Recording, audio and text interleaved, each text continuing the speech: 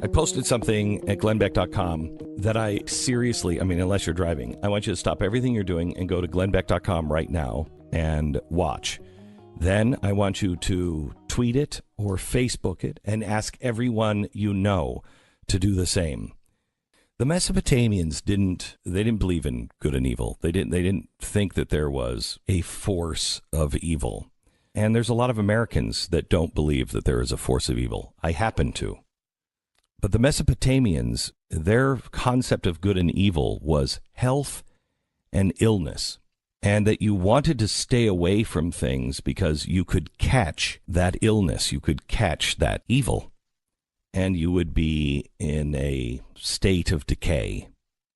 We have caught a bad case of evil, and it is spreading like a virus, like a plague, and it is happening the same way the world caught the last bad case of evil in the 1930s. I want you to go, this is so important, please, especially if you have anyone in your family who is handicapped at all. I've posted a video with the Dutch National Institute for Public Health.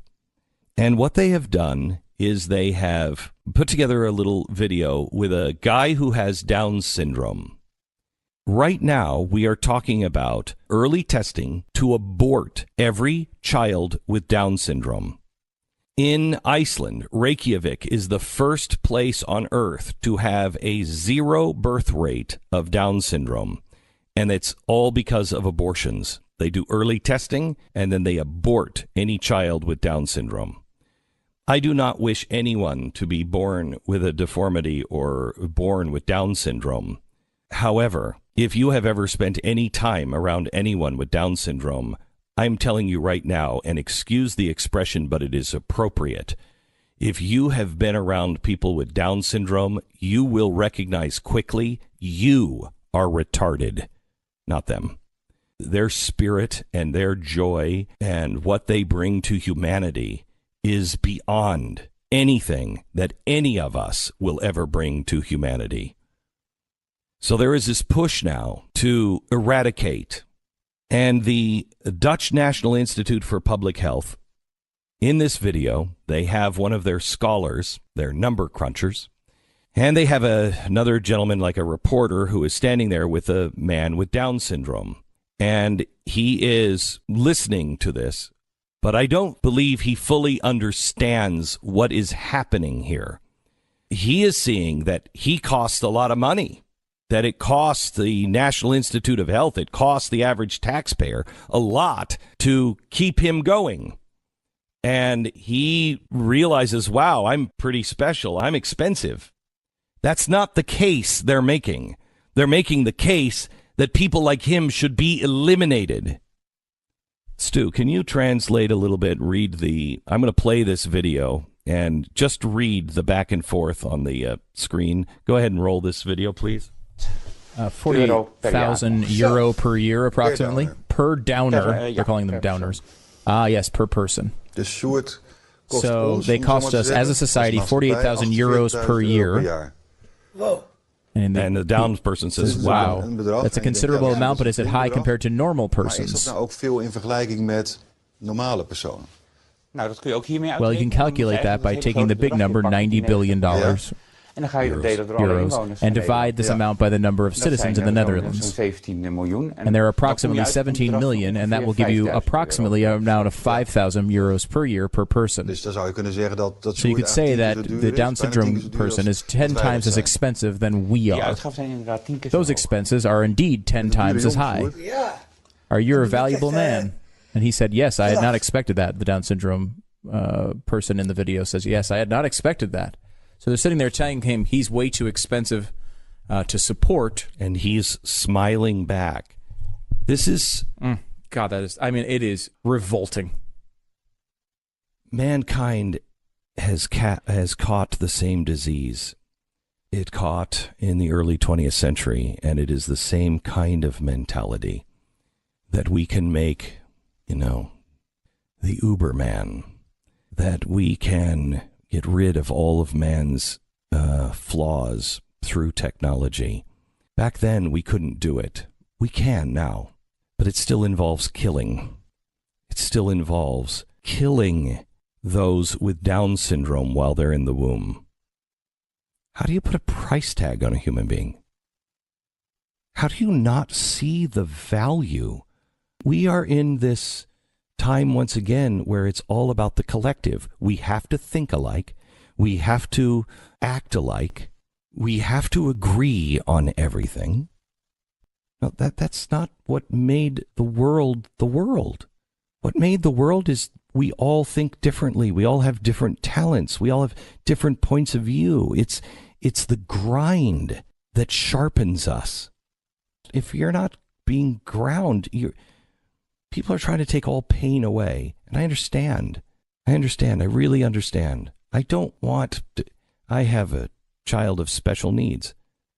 The pain of your heart as a parent is beyond understanding. Only a parent of special needs can truly understand the pain of the parent that never, ever goes away. But the joy is greater. We've been down this road before.